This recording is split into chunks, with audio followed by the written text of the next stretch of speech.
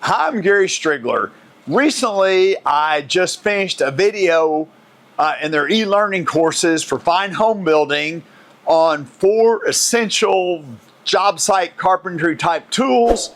And I'm hoping you might want to check that out. I've done a whole series of videos for fine home building and teaching. I'm trying to share as much as possible I know about trim carpentry, cabinet building, and tools.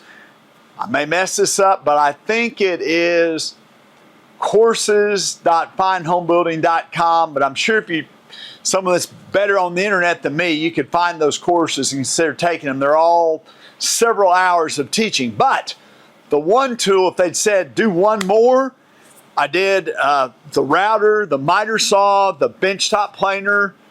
But okay, I'm sitting here forgetting one. Let's see, I'm gonna start over again. The miter saw, the table saw, routers, and benchtop planers. If they'd said one more, I would have done the joiner. Now, a joiner will do things easily that a planer won't. But if I was going to buy tools, I would probably wait until I had a planer before I bought a joiner. Now, this is a very nice, large joiner, but I'm going to tell you that I am taking out on job sites. You can buy very small joiners about this size, and you can still do a lot of work with them. So don't be intimidated by the size of this machine. Basically, what this allows you to do is create flat and straight edges. There's also ways you can create tapers. So I do want to start out by saying that this is probably one of the, if you have an accident on this machine, this is one of the more dangerous machines that there is, because in essence, there's a cutter head that's going down like this. This one happens to be have the insert heads, the helical head, but the straight blade, same thing. Basically, it pulls your finger in, and all you're going to have is, there's not going to be anything left. It's making hamburger meat, basically. So I would also like to say, hey, if you look at me and you go, that's crazy, I'd never do that, I'm perfect fine saying if you don't do something the way I do it, if someone's taught you to do another way, that's okay too. What I'm just going to share is what I've done and used for a long time. Now, the first thing you need to know about the joiner is they can be a little bit hard to set up. And like what I teach at the Mark Adams School of Woodworking, it's amazing the tools are set up perfectly, like 100%. They don't snipe at the end or anything. Mine is set up about 96%. Now, sometimes I do get a little bit of a snipe. So if I'm going to be running something over this, I always plan on it being several inches longer than the finished piece to be, in case I get that little bit of snipe. The concept is that this outfeed table is the same height as the high point of the arc of this cutter, and then this goes up and down. So if this is lower down, and most of the time we leave it a 1/16 of an inch below that cutter head, when I run a board over it, it's going to take a 1/16 of an inch off, and then it's going to run flat on this outfeed table that's flush with the top. Now, this fence can go back and forth. Right now, the fence is set up a 90-degree square, which is what we want to do often. But the fence can also be tilted back and forth if I need to joint an angle. If I'm making a door jamb, if you ever look at door jambs, they have a slight bit of an angle on the edge of them. A joiner is a great way to do that. So the first thing I want to show you is how to straighten a board. Now, when you look at a piece of wood, that's convenient. Let's just say that not all boards are perfectly straight. Say this has a little bit of a crown up to it. Depending on how much crown it is, some people will simply say you start at the front, and by the way, you kind of want to always be reaching over the joiner, not right over the knives, and you want to have some sort of a push stick. But some people simply say you just start running and keep running, and once you get this, you're just keeping everything pushed down on this, and that will get you a straight edge. If you have a really kind of extremely bowed board, imagine it's got a big crown. What I like to do is start here and drop down and run out, and then I might reverse it like so and drop it down. And so what I'm doing is I'm taking basically, you know, from nothing here to a 1/16 off down here, and the same thing going that way, and that allows me to straighten the board. I'm going to look at this one real quick. Boy, this one's kind of right on the borderline. I think I could probably straighten this by making a couple paths over it. I'm probably can get on one. So I'm just going to show you again. I've checked this fence. It's square. I've got to keep it tight against and tight down.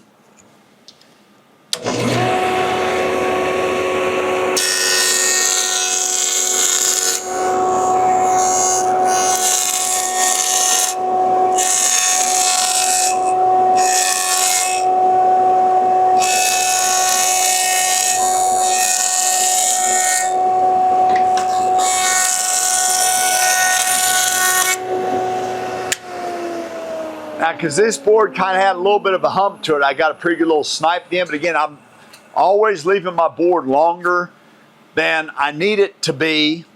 And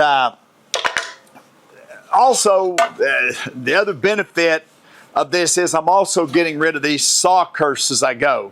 Let me turn it over and just run the other edge. One of the things I want to say also, sometimes wood, has a grain where it wants to tear out. And you're not going to be able to see it, but there's kind of a little sub-grain in this wood that's going up like that. So what you want to do, if you can, remember that cutter head's coming around like that, and if that grain, say if that grain's going up like that, you want the cutter head to come into it like that so it doesn't tear out. If I came at that like this, it would tear out, okay? So you want to read the grain if you can. You can't always do it, but if you can, you want to do that. I'm going to just run this other edge. We'll get rid of the saw curve.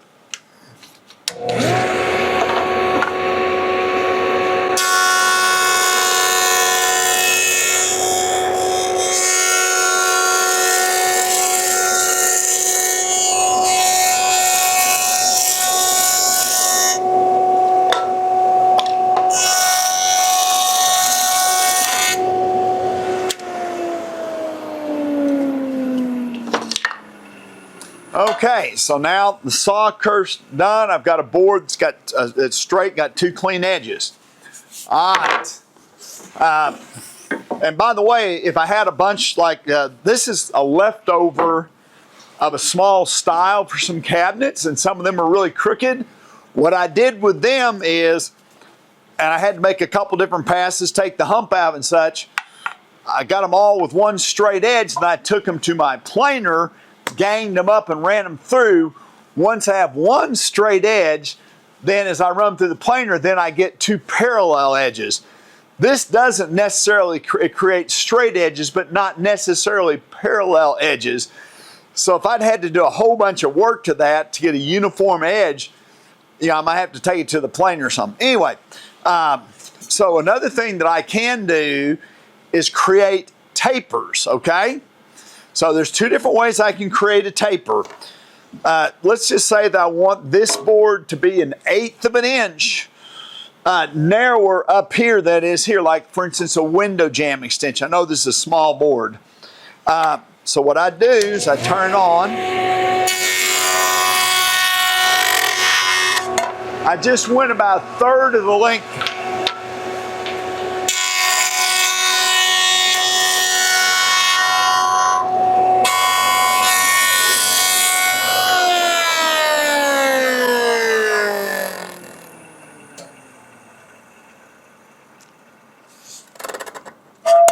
So, made one pass, took a 1/16 off. I made another pass down to here to take about 1/8 off. I'd still probably need to sand or block plane this a little bit. That's one way that you can create tapers.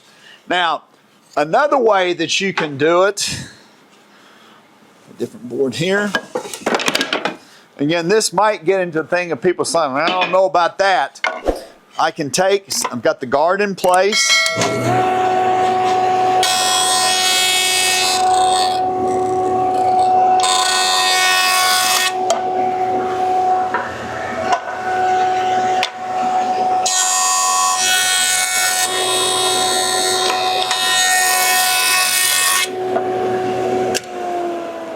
So kind of the opposite theory.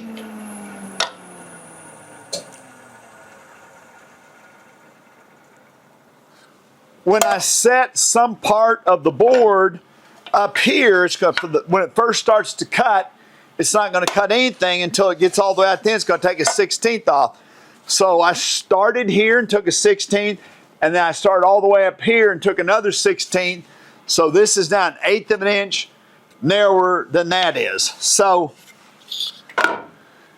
again, this is an incredibly useful machine. Oh my goodness, I about forgot one other thing.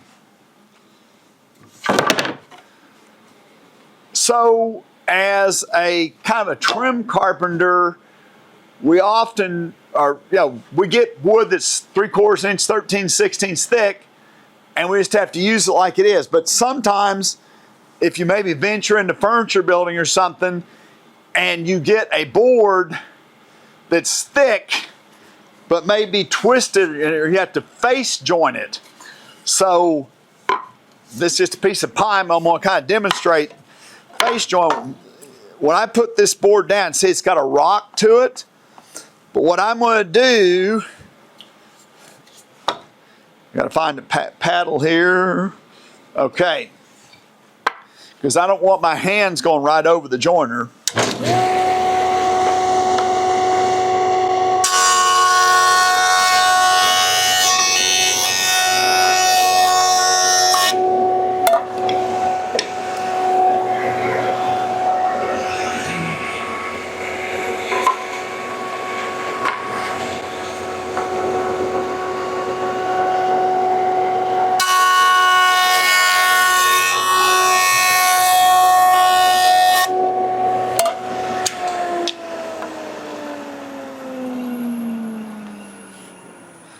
So now I've created a board that doesn't have a rock to it.